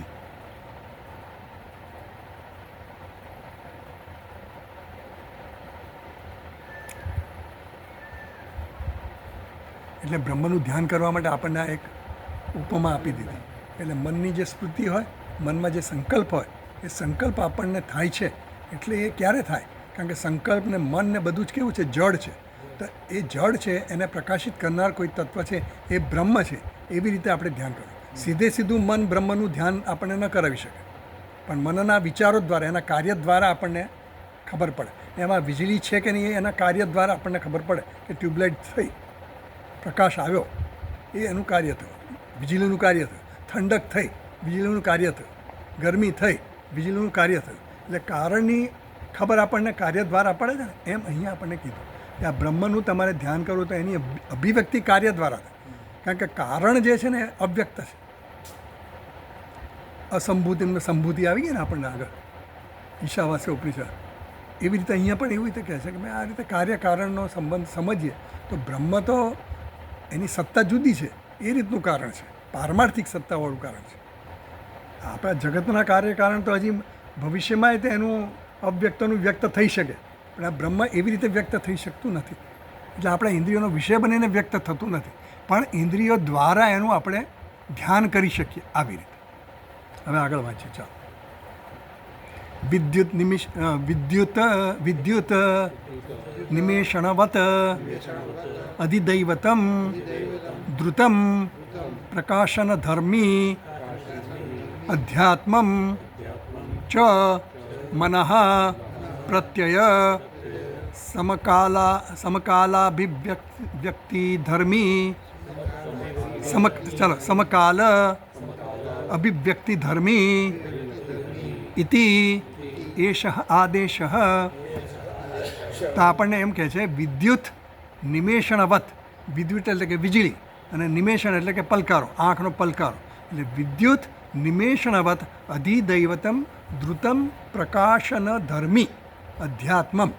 એટલે આ જે ઝડપથી પ્રકાશવું અને આંખના પલકારાની જેમ ઝડપ રાખવી અને વીજળીની જેમ સર્વવ્યાપી હોવું, એ જે આપણને ઉપમા આપી એ ધૃતમ પ્રકાશન, અને એકદમ તાત્કાલિક વીજળીની જેમ તાત્કાલિક પ્રકાશન થવું, એ અધ્યાત્મના સ્તરનું આપણને ઉપદેશ કરવામાં આવ્યો. ઉપદેશ આપણને એ રીતે કરવાનો કે તમારે ધ્યાન કરવું હોય તો વિદ્યુત નિમેષણવત, વીજળીની જેમ, અને નિમેષણ એટલે આંખના પલકારાની જેમ પ્રકાશન ધર્મી અધ્યાત્મ. આનો ધર્મ આ થયો. કોનો? અધ્યાત્મ ધર્મ આ થયો બ્રહ્મનો. એ કેવો છે? તો કે વીજળીની જેમ ચમકતું છે, અને આંખના પલકારાની જેમ શીઘ્ર છે, વીજળીની જેમ સર્વવ્યાપક છે, આંખના પલકારાની જેમ ઝડપથી થાય એવું છે. તિરોધાન પણ થઈ જાય, વૃત્તિ તરત જ બદલી જાય, બદલાઈ જાય તરત. એટલે મારું ધ્યાન બેધ્યાન થઈ ગયું. કેવી રીતે થઈ ગયું? જતું રહ્યું. બેધ્યાન થઈ જતા હોય ને આપણે કંઈ બોલતા હોઈએ, સાંભળતા હોય એમ. તો પ્રકાશન ધર્મી અધ્યાત્મમ ચ મનઃ પ્રત્યય સમકાલ અભિવ્યક્તિ ધર્મી ઇતિ એષાદ. એટલે આ ઉપદેશ શું થયો કે આ મન જે છે એ પ્રત્યય સમકાલ અભિવ્યક્તિ ધર્મી. મનોનો ધર્મ શું છે? જે વખતે આપણને મનમાં વૃત્તિ જન્મે ત્યારે જ એનું જ્ઞાન થાય, અને એ જે જ્ઞાન થાય તે વખતે જ આ બ્રહ્મનું અભિવ્યક્તિ છે. જે વખતે વિચાર આવ્યો એ વિચારને અભિવ્યક્ત કરનારો કોણ છે? બ્રહ્મ છે. એ રીતે આપણે ધ્યાન કરવું. એટલે સમકાલી એટલે જે વૃત્તિ જન્મે એ વખતે જ એનું જ્ઞાન થાય છે. હા, એટલે વૃત્તિમાં આપણે ખોવાઈ જઈએ. એટલે કારણ કે વૃત્તિ જ્ઞાન તો થાય છે, બધાને ખબર જ છે કે જ્ઞાન થાય છે, પણ એ જ્ઞાન આપણે છે ને એ કાર્યના સ્તરે થયું છે. પેલું જે એનું કારણ છે એમાં આપણે જતા નથી, એ ભૂલી જાય છે. વખતે સંકલ્પ કે એ વખતે થાય આપણે તો વૃત્તિમાં અટવાયેલા એ લોકો જતું રહે. એટલે બ્રહ્મનું ધ્યાન આવી રીતે કરવાનું. એટલે વૃત્તિને છોડી દેવાની અને બ્રહ્મને પકડવાનું. એવી રીતે આગળ વાંચીએ. એવમ આદિશ્યમાનમ હિ બ્રહ્મ મંદબુદ્ધિગમ્યમ ભવતી ઇતિ બ્રહ્મણઃ આદેશઃ ઉપદેશઃ. એવમ આદિશ્યમાનમ હિ બ્રહ્મ મંદબુદ્ધિગમ્યમ ભવતી. એટલે મંદબુદ્ધિવાળાની સમજમાં આવે, એને બુદ્ધિગમ્ય થાય એવો આ ઉપદેશ કરવામાં આવ્યો. શેના માટે? ઉપાસના કરવા માટે. કારણ કે સીધે સીધું જ્ઞાન નથી થતું તો કંઈ આલંબન આપવું પડે. આપણને કોઈ કૃષ્ણ ભગવાન વિશે ખબર જ ન હોય છે એને કે કૃષ્ણ ભગવાન વાંસળીવાળા છે, ફલાણા છે, એવું બધું કહેવું પડે. કૃષ્ણ ભગવાનનું ધ્યાન કર તો કેવી રીતે કરીએ ભાઈ? આપણને જેને ખબર જ ન હોય ફલાણા દેવીનું ધ્યાન કરે, ચાલે વિસદ દેવીનું ધ્યાન કરે. હવે વિસદ દેવી કોણ છે આપણને ખબર નથી. એટલે જેનું ધ્યાન કરવાનું કહીએ એનું કંઈક આપણને સાદૃશ્ય બતાવવું પડે તો આપણે ધ્યાન કરીએ. એટલે એમ કહે છે કે એવમ આદિશ્યમાનમી પણ મંદ બુદ્ધિ એટલે આપણને ધારો કે જેનું જ્ઞાન નથી એના વિશે આપણે મંદ બુદ્ધિ જ છીએ, એને આપણને જ્ઞાન નથી. એટલે જેને આનું જ્ઞાન નથી, સમજ નથી, આ ઉપદેશ કર્યો આગળ 2 ખંડમાં કે આખ્યાયિકા દ્વારા પણ જે કહેવામાં આવ્યું એનું પણ હજી એને સમજ નથી આવી. એને પછી આ ઉપાસનાનું વિધાન છે શ્રુતિનું કે તમે ઉપાસના કરો. કેવી રીતે કરો? તો અધ્યાત્મ સ્તરે કરવી હોય તો આ રીતે કરવાની, સતત તમારે કરવી હોય તો પછી બંને આપણને આલંબન આપે. આધ્યાત્મિક સ્તરનું આપ્યું, આધિદૈવિક સ્તરનું પણ આપે. જગત તારે તમે વ્યવહાર કરો તો આ રીતે જુઓ ભાઈ. દરેક જગતમાં જે કંઈ પણ તમારામાં તમે જુઓ તો એને તમારે કેવી રીતે જોવાનું? પરમાત્મા છે, મને જગત દેખાય છે. કેમ દેખાય છે? જગત સર્જન થયું છે, જગતમાં પાલન થાય છે, જગતમાં સંહાર થાય છે. આ બધું જગતમાં આપણે જોઈએ છીએ, બધા પરિવર્તનો થાય છે. તો એ પરિવર્તન પાછળ કોણ છે? પરમાત્મા છે. આધ્યાત્મિક સ્તરે મન, તો મનમાં વિચારોનો વૃત્તિઓ આવે છે તો બધા વિચાર કરનારો મન છે, પણ એ વિચારોને પ્રકટ કરનારું કોણ છે? પ્રકાશિત કરનાર કોણ છે? તો બ્રહ્મ છે. એવી રીતે ધ્યાન કરવાનું. એ મંદ બુદ્ધિ ગમ્યમ ભવતી. એટલે આ સરળ રીત આપી કે આવી રીતે તમે ધ્યાન કરી શકો બ્રહ્મનું. આગળ વાંચે ચાલો, છેલ્લી લાઈન. નહીં નિરુપાધિકમ એવ બ્રહ્મ મંદબુદ્ધિભિઃ આકલયિતુમ શક્યમ. નહીં નિરુપાધિકમ એવ બ્રહ્મ મંદબુદ્ધિભિઃ આકલિતુમ શક્ય. મંદબુદ્ધિ એટલે કે જે બહિર્મુક્તા જેની બધે. મંદબુદ્ધિ એટલે મેન્ટલી રિટાર્ડેડ નહીં. મંદબુદ્ધિ એટલે જેનું બહિર્મુક્તા વધારે છે, જેનું અંતર્મુક્તા મન નથી થયું, તો એ વ્યક્તિને માટે નિરુપાધિકમ એવા બ્રહ્મ મંદબુદ્ધિ આકલિત. એ લોકો માટે આ નિરુપાધિક બ્રહ્મની વાત કરવામાં આવે તો એ જ્ઞાન એને થાય નહીં. એ એના માટે જરા અશક્ય જેવું છે, અસંભવ છે. નિરુપાધિક બ્રહ્મ, ઉપાધિ વગર સવિશેષ બ્રહ્મનું એટલે આલંબન આપણે આપવામાં આવે કે જેથી કરીને વિશેષનો આધાર લઈને આ બધા વિગ્રહો આપણને આપવામાં આવ્યા જેથી કરીને આપણે પરમાત્માનું ધ્યાન કરી શકીએ. એ મૂર્તિ પરમાત્મા નથી, પણ મૂર્તિમાં આહ્વાન કરીને આપણે એમ કહીએ કે ભાઈ આ ભગવાન છે, ફલાણા ભગવાન. એવી એટલે જુઓ અહીંયા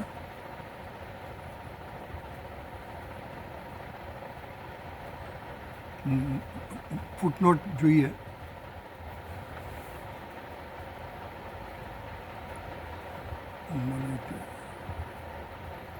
એટલે આપણે બીજી ફૂટનોટ તો જોઈએ, ત્રીજી છે ને, ત્રીજી ફૂટનોટ છે વિષયી ક્રિયમાણમ.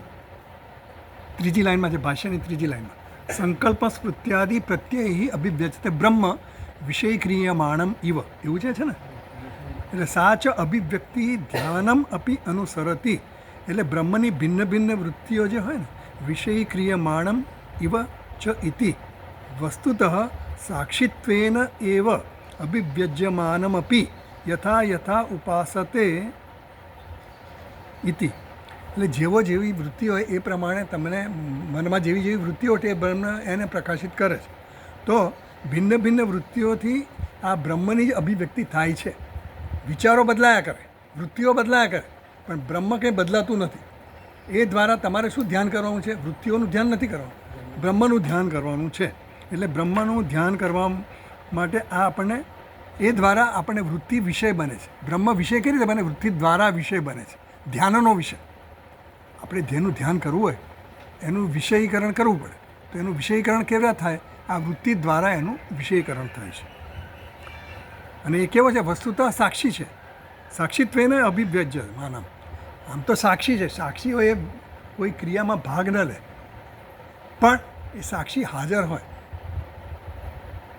સાક્ષી હાજર છે તોય એ ક્રિયામાં ભાગ નથી લેતો, પણ હાજર છે એટલે એની નોંધ લેનારો છે. એમ અહીંયા કહે છે કે આ બ્રહ્મ હાજર છે. એ કેવી રીતે ખબર પડી? કે આ વૃત્તિ દ્વારા ખબર પડી. ઇતિ ન્યાયાદ વિષયી ભવત ઇવ યથા યથા ઉપાસતે યથા. હા, એટલે યથા યથા ઉપાસતે.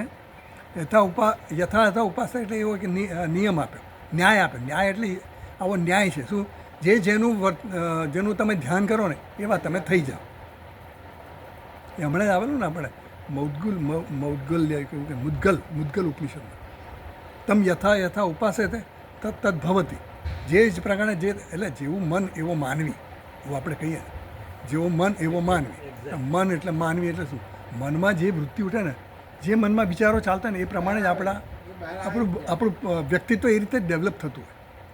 માણસ સારું કરવા આપણે એના આધારે જ કહીએ. એના આધારે જ કે આપણા મનમાં એક મારે એન્જિનિયર બનવું છે, એન્જિનિયર, ડૉક્ટર બનવું તો ડૉક્ટર બનીને જ રહે.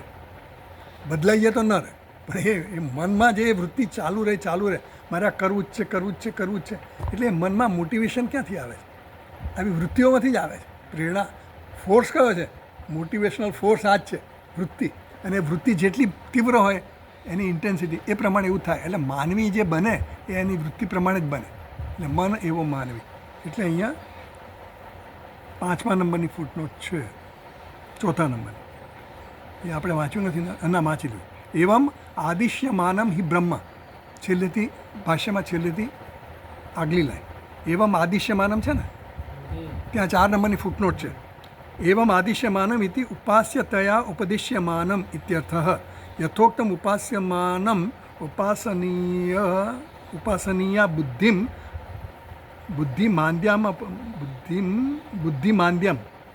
બુદ્ધિમાંદ્ય અપગમે સતી સુગમમ ભવતી. એટલે આ ઉપાસના માટેનો આપણને જે આધાર આપ્યો, આલંબન આપ્યું ઉપાસના કરવા માટેનું, ઉપાસ્ય વિષયનું.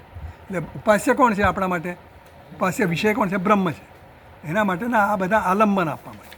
એટલે આલંબન દ્વારા આપણે ઉપાસ્ય વિષયનું ધ્યાન કરી શકીએ. એટલે એવમ આદિશ્યમાનમી બ્રહ્મ. એટલે બ્રહ્મનું આ રીતે આલંબન આપી અને આપણે બ્રહ્મ વિશે ધ્યાન કરી શકીએ એવો આપણને ઉપદેશ કરવામાં આવે. હા, એટલે જેનું બહિર્મુખ મન છે, કારણ કે ધીરે ધીરે બહિર્મુખ મનને તમારે અંતર્મુખ બનાવવું પડે. એટલે મનની જે બહિર્મુખતા છે, ચંચળતા છે, એ ઓછી કરવા માટેનો આ આપણને પ્રોસેસ આપે. એ કેવી રીતે કરવું? તો ઉપાસના દ્વારા. વૃત્તિનું ચિંતન કરશો તો બહિર્મુખ જ થવાનું. હા, પણ જે વૃત્તિની એ પાછળ જે છે, બ્રહ્મનું મહત્વ એટલે મૂળને પકડો, થડને નહીં. એવું કહીએ ને, વિચાર ઉદ્ભવે છે. તો પછી તમારું મન ધીમે ધીમે અંતર્મુખ બનશે. નહીં તો બહિર્મુખ પ્રવૃત્તિ તમારી જ્યાં સુધી હશે ને, અંતર્મુખ બનશે નહીં, તો તમે કોઈ પણ વસ્તુ એ સિદ્ધ નહીં કરી શકો કે બ્રહ્મ છે કે નથી કે ક્યાં છે. બ્રહ્મ વિશે વિચાર જ નહીં આવે. એવું કરવું છે આગળ.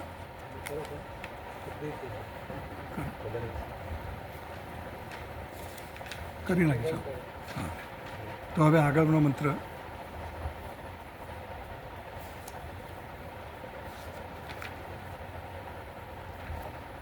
છઠ્ઠો મંત્ર છે, બરાબર? વાંચીએ, મંત્ર વાંચીએ પહેલાં. તદ્ધ 106 નંબરમાં પાના પર મંત્ર વાંચીએ આપણે.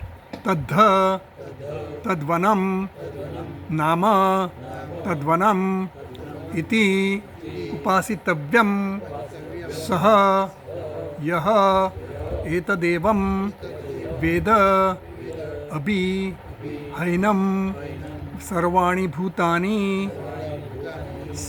સંવાંછંતી. તો હવે આપણને આ મનના અને વીજળીના અને એ દ્વારા આલંબન આપવામાં આવ્યા. હવે નામ દ્વારાનું નામનું આલંબન આપણને કહે છે કે નામથી પણ આપણે આલંબન લઈ અને બ્રહ્મનું ધ્યાન કરી શકીએ. તો કેવી રીતે? તો કે તદ્વનમ. એ તદ એટલે કે બ્રહ્મ. એ બ્રહ્મ હોય એટલે કે બ્રહ્મ જ. એ બ્રહ્મ જ કેવું છે? તદ્વનમ નામ. એનું નામ છે તદ્વનમ. આ બ્રહ્મનું નામ છે વનમ. તદ્વનમ એવું નામ છે. કોનું? બ્રહ્મનું. આપણે પહેલી વાર સાંભળીએ બરાબર, તદ્વનમ નામ, તદ્વનમ નામ, તદ્વનમ ઇતિ ઉપાસિતવ્ય. તો તારે તદ્વનમ એવું ઉપાસના કરવી, આનાથી ઉપાસના કરવી જોઈએ. તનો ઉપાસિતવ્યમ વિધ્યર્થ, તવ્ય પ્રત્યે લાગે એટલે તમારે કરવી જોઈએ. જો તમારે બ્રહ્મનું જ્ઞાન પ્રાપ્ત કરવું હોય તો તદ્વનમ એ નામથી બ્રહ્મનું ધ્યાન કરવું જોઈએ. સહયઃ એતદેવમ વેદ, એટલે જે આ બ્રહ્મને આ પ્રમાણે જાણે છે, ખરેખર એનમ સર્વાણી ભૂતાની સંવાંછંતી, અભિવાંછતી. આ અભિ છે ને એ ઉપસર્ગ છે ને એ આગળ છે ને એ એના ક્રિયાપદની સાથે જોડી દેવાનું. અભિ સંવાંછંતી એવી રીતે બોલવાનું. એટલે સર્વાણી ભૂતાની એનમ અભિસંવાંછંતી, એટલે બધા જ પ્રાણીઓ, ભૂતો એટલે પ્રાણીઓ, બધા જ પ્રાણીઓ સારી રીતે એને પૂજા કરે, પૂજનીય બને છે, આદરણીય બને છે, ચાહે છે, એવું થાય. એટલે જે વ્યક્તિ આ રીતે તદ્વનમ એ નામથી બ્રહ્મને ઉપાસના કરે છે એને બધા જ ભૂતો, બધા જ પ્રાણીઓ, બધા જ જીવો પ્રેમ કરે છે, ચાહે છે, એને આદર આપે છે, એ પૂજનીય બને છે. તદ્વનમ તદ્વનમ તદ્વનમ એ રીતે જે ઉપાસના કરે છે એટલે એક જ વૃત્તિનો પ્રવાહ ચાલુ રહે અને એ દ્વારા તમને બ્રહ્મનું જ્ઞાન થાય. કારણ કે બ્રહ્મનું નામ તદ્વનમ છે, આપણે સમજાવે. ઓમ ઓમ કરી તદ્વન કરે છે. એવું થયું ને? જેમ સોહમ સોહમ કરીએ એને જેવા તદ્વનમ. આગળ વાત ચાલો આપણે વાંચે ભાષ્ય વાંચીએ.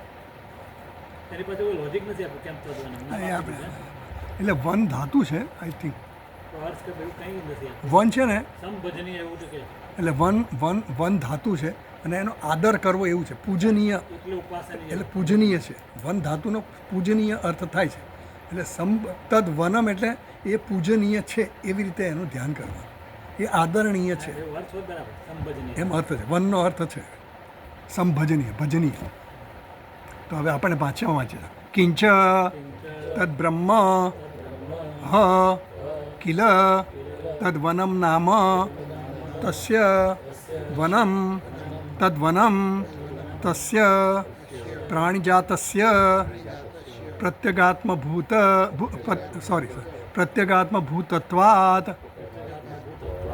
વનનીયમ સંભજનીયમ અતઃ તદ્વનમ નામ પ્રખ્યાતમ બ્રહ્મ તદ્વનમ ઇતિ યતઃ તસ્માत् તદ્વનમ ઇતિ અનેન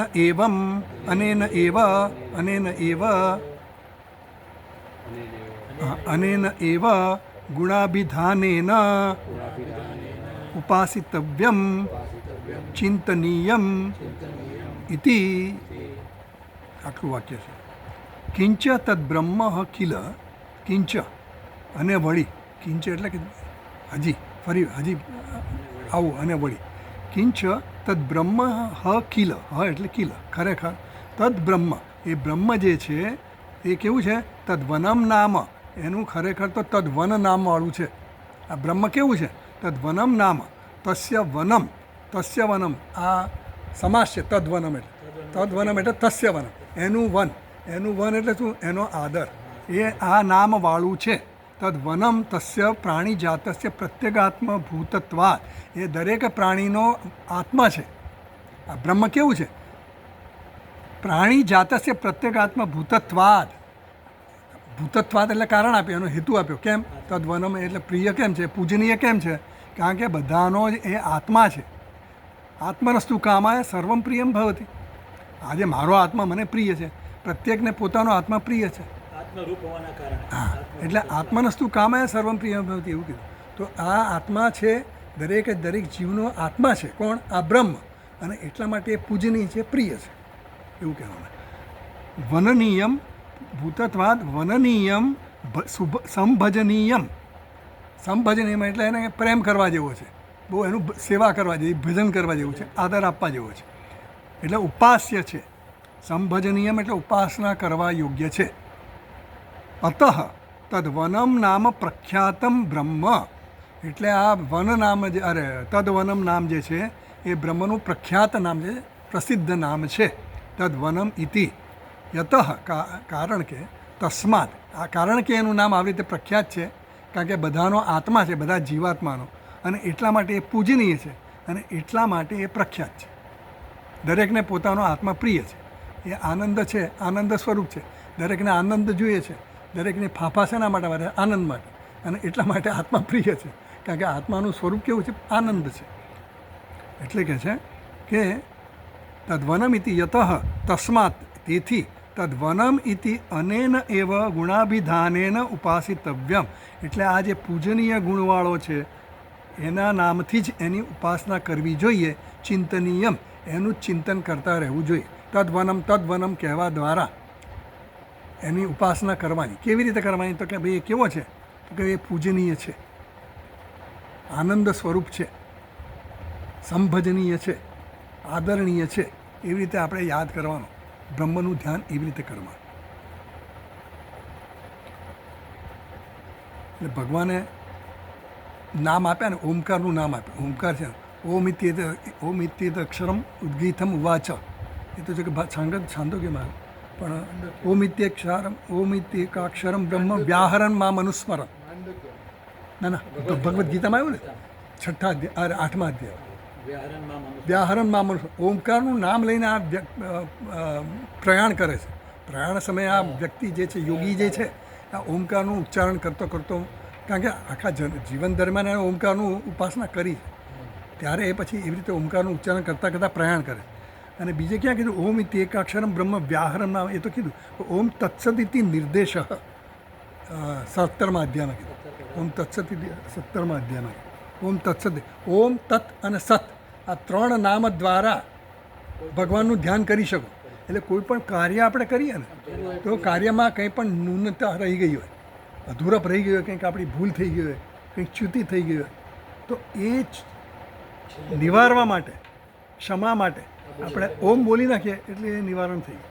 અથવા તો તત બોલીએ તો પણ નિવારણ, સત બોલીએ તોય ચાલે. ઓમ તત્ સત, આ તત એટલે પણ ઈશ્વર, અને સત એ પણ ઈશ્વર, ને ઓમકાર એટલે પણ ઈશ્વર. એટલે ઓમ તત્ સત એવું બોલીએ એટલે આપણી જે કંઈ પણ ભૂલો થઈ હોય એની ક્ષમા આપણને માગી લીધી, એવું થઈ ગયું. એટલે એવી રીતે નામ દ્વારા આપણે પરમાત્માનું ધ્યાન કરી શકીએ એના માટે. એટલે ઉપાસના એટલે શું? એક જ સરખો વૃત્તિનો પ્રવાહ ચાલે મનમાં, એના માટે ઉપાસના કીધી. અને ઉપાસના દ્વારા આપણા મનને એક પ્રવાહમાં રહી રાખવું, એકાગ્રતા બનાવવી, એના માટેની આ ઉપાસનાની આપણને વિધિ આપી. તો અને આ રીતે ચિંતન પણ એનું જ કરવાનું, પરમાત્માનું જ. એટલે જો 1 નંબરની ફૂટનોટ છે ત્યાં નીચે, ગુણાભિધાનેન ઇતિ તદ્વનત્વ ગુણબોધકેન. એટલે ભગવાનના જે ગુણ છે ને, એ ગુણ દ્વારા આપણે નામનું સ્મરણ કરી શકીએ. આપણે નામની ઉપાસના કરવી તો નામ તો ખાલી આપી દઈએ તો થોડું થાય છે, પણ એના ગુણે આપણને જાણવા પડે. કૃષ્ણ ભગવાન તો કે કેવા મુરલી મનોહર છે, બધું બરાબર છે, પણ પાછા કેવા છે એનો મહિમા આપણને કહેવો પડે. પ્રેમી છે એકદમ, બધાને એના પ્રત્યે પ્રેમ જન્મે એવા છે, સ્મિત કરનારા છે, પ્રેમાસ્પદ. એવું આપણે કંઈક પણ આપણને આધાર જોઈએ આવે. એટલે એના ગુણ દ્વારા આપણે ત્યાં એનું ધ્યાન કરી શકીએ. ઉપાસનાનો જે ઉપાસ્ય વિષય હોય ને, એમાં આપણું ધ્યાન ચોંટી રહે, એના માટે આપણને આલંબન આપે. ઓમકાર માટે પણ અઉમ એવી રીતે કરીને પછી અકાર એટલે શું, મકાર એટલે શું, આખું જગત એમાં સમાઈ જાય. એવી બધી એની ઉપાસનાની ઘણી બધી પ્રક્રિયાઓ છે. એટલે એમ કહે છે કે આ જે ગુણ અભિધાનેના, એટલે નામ જે છે એ નામના ગુણ દ્વારા, એટલે નામીના ગુણ આપણને આપવામાં આવે એ દ્વારા. રામચંદ્ર ભગવાનનું ધ્યાન કરો તો રામચંદ્ર ભગવાન કેવા છે? કે બાણાવળી છે, એકદમ ધર્મને ધૈર્યવાન છે, શું કહેવાય ને, ચાલતો ધર્મ, શું કહેવાય? હા, એવું કહે છે ને. સાક્ષાત ધર્મનું હા, એટલે ધર્મમૂર્તિ છે, એના માટે કંઈક શબ્દ મને મળતો, શબ્દ જ એટલો. કંઈક શબ્દ છે, હું ભૂલી ગયો. એટલે રામચંદ્ર ભગવાન કેવા છે? કે ભાઈ ધર્મ છે, એટલે હે ધર્મ વિગ્રહ, એવું કંઈક શબ્દ મને યાદ નથી, એક્ઝેક્ટ શબ્દ યાદ. પણ એટલે ટૂંકમાં સાક્ષાત ધર્મનું પ્રતીક છે ભગવાન રામચંદ્ર. એમ કૃષ્ણ ભગવાન પ્રેમનું પ્રતીક છે. એવી રીતે આપણે ઉપાસના કરી શકીએ. એટલે ઉપાસના માટે એના ગુણધર્મો પણ આપવા મળે. એટલે ગુણોનું પણ આપણને ચિંતન કરવાનું કે, એટલે ગુણો દ્વારા આપણે ભગવાનનું ચિંતન કરીએ. એટલે ગુણ અભિધાનેન ઉપાસિતવ્યમ ચિંતનીયમ, એવું ભાષ્યમાં કહ્યું. આગળ કહીએ, આગળ વાંચીએ. અને નામના ઉપાસકસ્ય ફલમ આહ. તો આ નામથી જે ઉપાસના થાય એનું ફળ શું એ હવે આપણને કહે છે. તો કહે છે આગળ સહ યહ કશ્ચિત એતત યથોક્તમ બ્રહ્મ એવં યથોક્ત ગુણમ વેદ ઉપાસ્તે અભિહૈનમ ઉપાસકમ સર્વાણી ભૂતાની અભિસંવાંછન્તિ હ પ્રાર્થયન્તે એવ યથા બ્રહ્મ. તો એનું ફળ કહે છે ઉપાસના તમે આવી રીતે કરો, નામના ગુણ દ્વારા ઉપાસના કરો તો એનું ફળ શું? તો કે સહ યહ કશ્ચિત, જે કોઈ પણ એતદ યથોક્તમ બ્રહ્મ, આ જે બ્રહ્મ કીધો ઉપરોક્ત જે કીધું ને બધું બ્રહ્મ કેવું તદ્વનમ તદ્વનમ, તો તદ્વનમનો અર્થ શું કરવાનો કે એ આદરણીય છે, આદરણીય છે, આદરણીય છે. એવી રીતે જે કંઈ ગુણ એનું ઐશ્વર્ય કીધું એ કેવું છે? તો આવું વીજળી જેવો ચમકે છે, ઝડપી છે, સર્વવ્યાપી છે, આંખના પલકારા જેવો છે, આ બધું જે કંઈક પણ કહ્યું અને એ તદ્વનમ એ આદરણીય છે. આ બધા એના જે ગુણો કીધા એ ગુણ અભિધાનેન, એના દ્વારા એનું આપણે જે કંઈ પણ માણસ એ તદ યથોક્તમ બ્રહ્મ એવ યથોક્ત ગુણમ વેદ, એ આવી રીતે જે ગુણો દ્વારા જાણે છે, બ્રહ્મને જાણે છે એટલે જ્ઞાન નથી થતું એને, પણ ગુણો દ્વારા જાણે છે એટલે એ સવિશેષ બ્રહ્મને જાણે છે. ઉપાસતે એની ઉપાસના, ઉપાસના કોની થાય? સવિશેષની જ ઉપાસના થાય, નિર્વિશેષની ઉપાસના ન થાય. કારણ કે ઉપાસના માટે આલંબન આપ્યું વીજળીનું કે આંખના પલકારા જેવા એના ગુણ કીધા અને નામ આપ્યું તદ્વનમ તદ્વનમ, એ રીતે ધ્યાન કરવાનું. આદરણીય છે, પૂજનીય છે, એ રીતે ધ્યાન કરવાનું. તો અભિહૈનમ અભિહ એનમ ઉપાસકમ સર્વાણી ભૂતાની અભિસંવાંછન્તિ, એટલે બધા જ આવું જે ધ્યાન કરે ને ઉપાસના કરે તેનું ફળ શું મળે? તો એ પણ આખા બધા એના સમાજમાં કે બધે જ પૂજનીય બને છે. યે યથા મામ પ્રપદ્યંતે તાન તથૈવ ભજામ્ય, જે મને જેવી રીતે ભજે છે એવું હું એને આપું છું. તો હવે હું એને ભગવાન જેવો એક થવા માંગતો તો હું એ રીતે ચિંતન કરું તો હું એવો બની જાઉં. એની સાથે તાદાત્મ્ય કરીએ તો આપણે એવા બની જાય. કોઈ પણ ધારો કે કોઈ પણ આપણો શોખ હોય, ક્રિકેટનો શોખ હોય, તો છોકરાઓને ક્રિકેટનો શોખ હોય ને તો તેંડુલકર કે જે હવે આપણે જે નવા આવ્યા હોય, કોહલી આવ્યો એ પછી, અને હવે તો પેલો વૈભવ સૂર્યવંશી આવી ગયો સિક્સર પર સિક્સર મારે, તો એના આઈડલ એક આદર્શ બની જાય ને. એમ દરેકના પોતપોતાના ક્ષેત્રમાં જે આઈડલ હોય એ આઈડિયલ એટલે તો આવતું તે આઈડિયલ અને આઈડલ એટલે તો આળસું, આઈડિયલ એટલે એક આપણો આદર્શ. તો એ બની જાય ને એ એમ કહે છે કે તમે જે આઈડિયલ રાખો ને એ પ્રમાણે તમે બનો. એની સાથે આપણે ધારો ગુરુજીની સાથે દયાનંદ સ્વામીનું સાંભળ્યું તો પછી એના થોડા આપણા ઉચ્ચારો આવી જાય, એની સ્ટાઇલ આવી જાય, એના ચેષ્ટાઓ બધી હોય એ આવી જાય. ગુરુજી જેની પાસે થોડુંક કંઈક આવી જાય. એમ છોકરાઓમાં મા બાપમાંથી કંઈક આવે, હા, અને શિક્ષકો પાસેથી આવી જાય, સ્કૂલના શિક્ષકો પડે એટલે અમુક સ્ટાઇલો આપણી બધી એવી રીતે ઘડતા જઈએ આપણને ખબર જ ન પડે. અનાયાસે એવું બધું આવતું કોપી જોઈએ એટલે પોતાની સ્વાભાવિક બહુ ઓછી વસ્તુ હોય. એટલે એમ કહે છે અનેના નામના ઉપાસક હશે ફલમાં સહ ય કશ્ચિદેત યથોક્તમ બ્રહ્મ એવ યથોક્ત ગુણમ વેદ વેદ એટલે વેદ અહીંયા વિદ ધાતુ છે ને, અહીંયા ઉપાસના કરવામાં આવે. વેદ એટલે જાણવાના અર્થમાં નથી, જ્ઞાનના અર્થમાં નથી. જેમ કે ઉષાવાસે ઉપનિષદમાં આવ્યું ને વેદ શું છે પેલું યશ્ચ વેદ યસ્મિન સર્વાણી ભૂતાની આત્મન્યેવાનું પશ્યતિ સર્વભૂતાની ચ આત્માનું. એ તો ખરું પણ ત્યાં પણ વેદ જે આવ્યો ને એ વેદ એટલે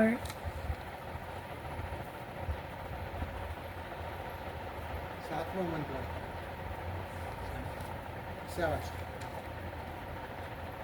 ના એમ અંધન તમે પ્રવિશનથી એ અવિદ્યામ ઉપાસ, અવિદ્યા અને વિદ્યા ત્યાં આવી. એટલે વિદ્યાનો અર્થ ત્યાં શું કર્યો? ઉપાસના કર્યો. અને અવિદ્યાનો અર્થ ત્યાં શું કર્યો? કર્મ કર્યો. સમજ પડી? અવિદ્યા અને વિદ્યા શબ્દ ત્યાં વપરાયો. એટલે વિદ્યાનો અર્થ ત્યાં શું કર્યો? ઉપાસના કર્યો. એમ અહીંયા વિદ્યા એટલે વેદ એટલે અહીંયા ઉપાસનાના અર્થમાં છે. વિદ્યાનો સમુચ્ચય એટલે એટલે જ્ઞાનના એટલે જ્ઞાનના અર્થમાં નથી વેદ એટલે અહીંયા કહે છે વેદ ઉપાસ્તે સહય કશિદેર યથોક્તમ બ્રહ્મ એવ યથોક્ત ગુણમ વેદ એટલે કે ઉપાસ્તે. ભાષ્યકારે જેનો અર્થ કહે ઉપાસ્તે તે એ કહેવાય એને જે આવી રીતે ઉપાસક કરે તે એટલે એ ઉપાસક. અભિહ એનમ ઉપાસકમ એ ઉપાસક કેવો છે? એ ઉપાસકને સર્વાણી ભૂતાની અભિસંવાંછંતી એ બધા અભિસંવાંછતી વાંછંતી એટલે ઈચ્છા કરવી. તો સંવાંછંતી એટલે સારી રીતે ઈચ્છા કરવી. શેની ઈચ્છા કરવી? ફળની ઈચ્છા કરે. તો અભિસંવાંછંતી આ બધા પ્રાણીઓ જે કંઈ પણ ફળની ઈચ્છા કરે એ આ જે ઉપાસક છે જે ઉપાસક આ પરમાત્માની ઉપાસના કરે છે તદ્વનમ એ રીતે. તો એ જે રીતે પૂજનીય છે પ્રાર્થનીય છે એવી રીતે પ્રાર્થયંતે એ રીતે આ લોકો પણ આ વ્યક્તિને પૂજે છે, એને આદર આપે છે, એને પ્રાર્થના કરે છે જેવી રીતે બ્રહ્મની કરે છે એવી રીતે. જેમ બ્રહ્મ તદ્વનમ છે એટલે વનનીય છે એટલે આદરણીય છે પૂજનીય છે એવી રીતે આ વ્યક્તિ પણ જે આ ઉપાસના કરે છે એનું ફળ શું મળે છે? એ પણ પૂજનીય બને છે, આદરણીય બને છે અને પ્રાર્થનીય બને છે. એવું ઉપાસનાનું ફળ કીધું. આ દ્વારા ઉપાસનાનું ફળ શું થયું કે એ વ્યક્તિ પણ આવો બને છે. પરમાત્માની જેમ એ બી પૂજનીય બની. હા, પૂજનીય બને. ચાલો આટલું રાખીએ પછી આગળનો. અભી આપ્યું કે ભી હશે વેદોપાસ્તે ભી વેદોપાસ્તે અભી અભિ છે ને અભિ શબ્દ છે, અભિ ઉપસર્ગ છે. ત્યાં એ વધારાનું એવું નથી ત્યાં ના અભિ છે. ના અભિ સંવાંછનથી લેવાનું. પાછા આપેલું છે એ તો પાછા અભી હા, અભિ સંવાંછનથી લેવાનું. એટલે આ ઉપનિષદની શૈલી આવી હોય છે. અભિ એટલે ઉપસર્ગ આગળ આવી જાય. ના પણ આમાં પાછળ બી આપ્યું છે પોતાની અભિસંવાદ છે. એ તો ભાષ્યકાર હતું. અચ્છા એનો નહીં શબ્દ આપણે ભાષ્યકારે સમજાયું કે આ અભિ જે છે ને જો અભિ એટલે અભિ જે છે એનમ ઉપાસકમ સર્વાણી ભૂતાની અભિસંવાંછન. એનમ એટલે કે એને વેદોપાસ્તે હે નહીં વેદોપાસ્તે અભી વેદાસ્તોપાસ્તે હે અભી કા એના ઉપાસના સર્વાણી ભૂતાન હા વેદ આગળ જતું રહ્યું. વેદ એટલે ઉપાસ્તે ખાલી ઉપાસ્તે પછી અભિ આવ્યું. અભિ આવ્યું. અભિ એટલે ખરેખર કહેવા માટે અભિ પછી બાજુ પર રાખવાનું આપણે. એના ઉપાસકમ હા, એનમ ઉપાસકમ સર્વાણી ભૂતાની અભિસંવાંછંતિ. પાછું આવ્યું. પ્રાર્થયંતે ખરેખર એની પ્રાર્થના કરે છે, એને પ્રાર્થે છે. યથા બ્રહ્મ યથા બ્રહ્મ જેવી રીતે બ્રહ્મની ઉપાસના કરે છે જેવી રીતે બ્રહ્મ પૂજનીય બને એ ઉપાસના કરો એટલે એના જેવા થઈ જાય. હા, એટલે ઉપાસના કરવાની પાછળ તાદાત્મ્ય કરવાનું જ છે. એના ગુણો પ્રાપ્ત થાય અને એના જે પ્રમાણે તમે ઉપાસના કરો એ પ્રમાણે એવા બની જાઓ. એટલે કોઈ બી જે તમે જેવું વિચારો એવા વિચારો એ જ આવે ને. જે હા, એટલે આપણે વિચારો જેવા યો યત શ્રદ્ધા સ એવ સ એવું કે ને સ એવ સ. ચાલો. ઓમ પૂર્ણમદ પૂર્ણમિદમ પૂર્ણાત પૂર્ણમુદચ્યતે પૂર્ણસ્ય પૂર્ણમાદાય પૂર્ણમેવાવશિષ્યતે. ઓમ શાંતિ. શંકરમ શંકરાચાર્યમ કેશવમ બાદરાયણમ સૂત્રભાષ્યકૃતૌ વંદે ભગવन्तौ પુનઃ ઈશ્વરો ગુરુરાત્મેતિ મૂર્તિભેદવિભાગિને વ્યોમવદ્વ્યાપ્તદેહાય દક્ષિણામૂર્તયે નમઃ. ઓમ શાંતિ. હરિ ઓમ. શ્રી ગુરુભ્યો નમઃ. હરિ ઓમ.